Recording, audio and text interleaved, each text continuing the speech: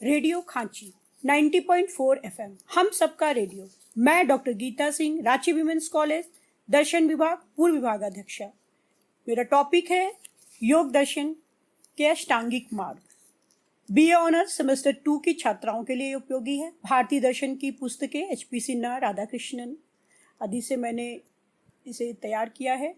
योग की व्याख्या पातंजलि के मतानुसार। योग दर्शन के प्रणेता महर्षि पातंजलि है। इसी कारण इस दर्शन को पातंजल दर्शन भी कहा जाता है। इस दर्शन का सर्वप्रथम ग्रंथ योग सूत्र या पातंजल सूत्र है। योग दर्शन का साहित्य अन्य दर्शनों की भांति विशाल नहीं, परंतु यह अत्यंत वैज्ञानिक दर्शन है। सभी दर्शन योग के महत्व को स्पष्ट रूप से स्वीकार करते हैं। वेद, उपनिषद, स्मृति, पुराण आदि सभी ने योग की चर्चा की है। यही कारण है कि भारतीय दर्शन का यह योग दर्शन महत्वपूर्ण अंग माना जाता है। अन्य दर्शनों की अपेक्षा इसकी अपनी एक विशेषता है। यह सैद्धांतिक ही नहीं, व्यवहारिक भी है। स्वस्थ शरीर तथा सबल आत्मा दोनों ही इसके प्रतिपाद्य विषय हैं।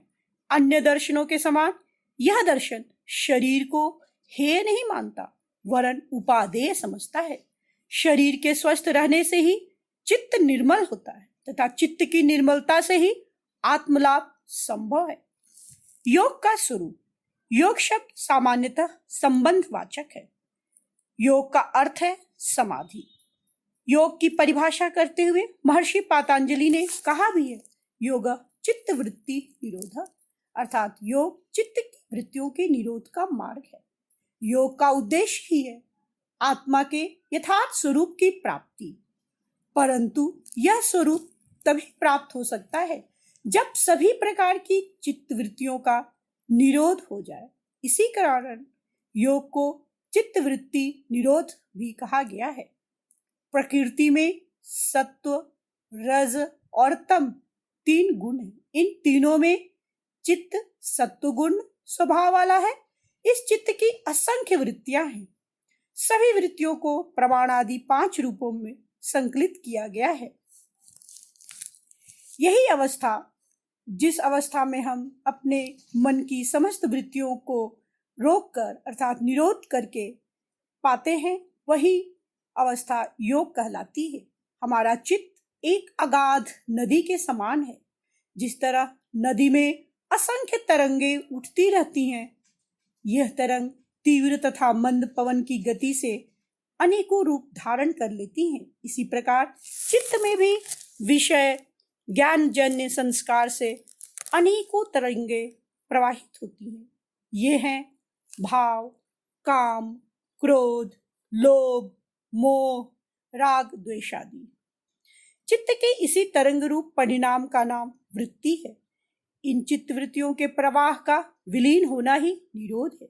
जब चित्त की सर्व सांसारिक वृत्तियां रुक जाती हैं, तो साधक का ध्यान ध्येय परमात्मा में लीन हो जाता है। इसे एक उदाहरण के द्वारा हम समझ सकते हैं। जैसे हिलते हुए पानी में किसी वस्तु का स्वरूप ठीक से नहीं जान पड़ता, परंतु जब पानी का हिलना बंद हो जाता है, तब उसमें वस्तु का स्वरूप ठीक दिखता है। इसी प्रकार हमारी चित्तवृत्ति के निरोध होने पर परमात्मा का स्वरूप स्पष्ट दिखाई पड़ता है, और यही योग समाधि कहलाता है। अब हम अष्टांगिक योग की बात करेंगे, क्योंकि योग के 8 अंग माने गए हैं।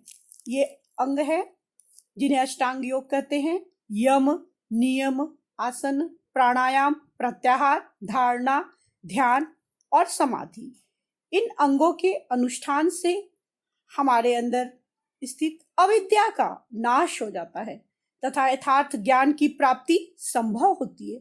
जैसे जैसे व्यक्ति योग अनुष्ठान में अग्रसित होता है, वैसे वैसे अशुद्धि या अविद्या का नाश हो जाता है। योग की पूर्ण सिद्धि से साधक में विवेक अर्थात ज्ञान की उत्पत्ति होती है।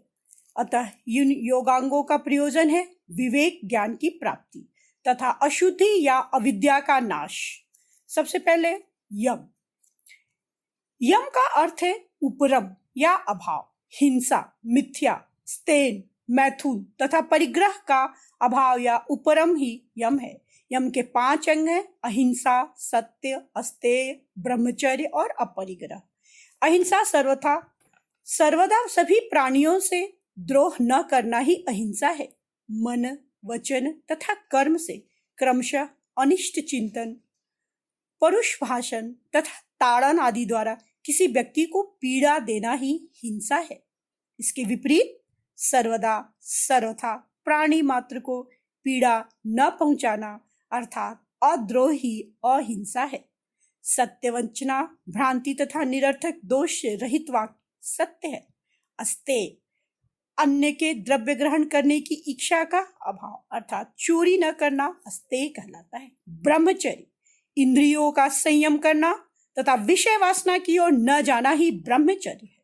अपरिग्रह, लोभवश अनावश्यक वस्तु का संग्रह ग्रहण करना और संग्रह न करना ही अपरिग्रह है। दूसरा है नियम 5 हैं: शौच, संतोष, तप, स्वाध्याय तथा ईश्वर प्राणिधान ही नियम है। शौच बाह्य तथा आंतरिक शुद्धि को भी शौच कहते हैं।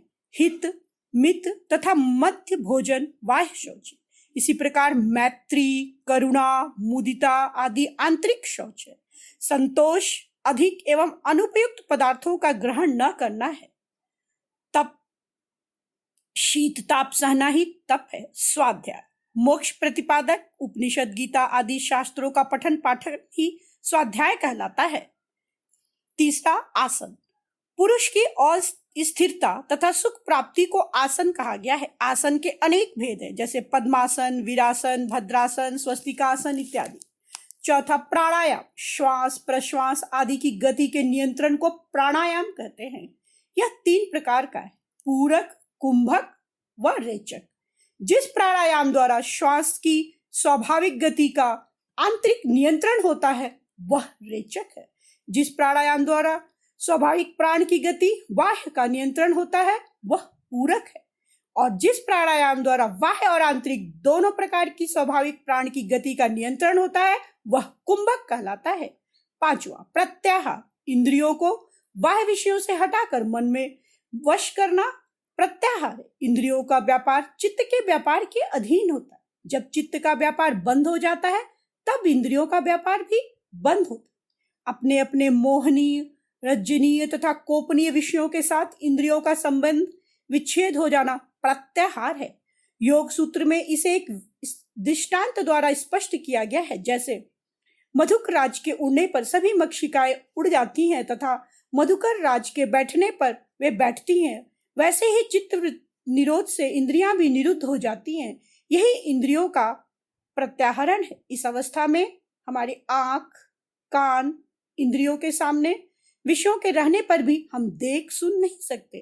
अर्थात यम, नियम, आसन, प्राणायाम और प्रत्याहार ये 5 योग के बहिरंग साधन बतलाए गए हैं। इसके अतिरिक्त छठा है धारणा। बाह्य तथा आंतरिक किसी भी विषय में चित्त को अर्थात अपने मन को बांध देना या लगा देना ही धारणा कहा जाता है। बाह्य विषय में चित्त को बांधना जैसे हिरण्यगर्भ या सूर्यदेव ने चित्त को लगाना। आंतरिक विषय में चित्त को बांधना जैसे नाभि चक्र में, हृदय कमल में, मस्तक स्थिर ज्योति में, नासिका के अग्रभाग, जिह्वा के अग्रभाग में चित्त को स्थिर कर किसी भी विषय में उसके लगाना। 7वां ध्यान। ध्येयकार चित्तवृत्ति की एकाग्रता ध्यान है। अर्थात धारण काल में जिस नाभि चक्र आदि देश में चित्तवृत्ति लग चुकी है उसका उसी में एकाग्रित हो जाना ध्यान कहा जाता है। और 8वां और अंतिम समाधि। ध्यान जब ध्येय रूप हो जाता है उसी अवस्था को समाधि कहा जाता है। इस समाधि की अवस्था में ध्येय विषय और ध्यान की क्रिया दोनों अलग नहीं रहते, वरन ध्यान की क्रिया ध्येय के रूप में ही लीन हो जाती है।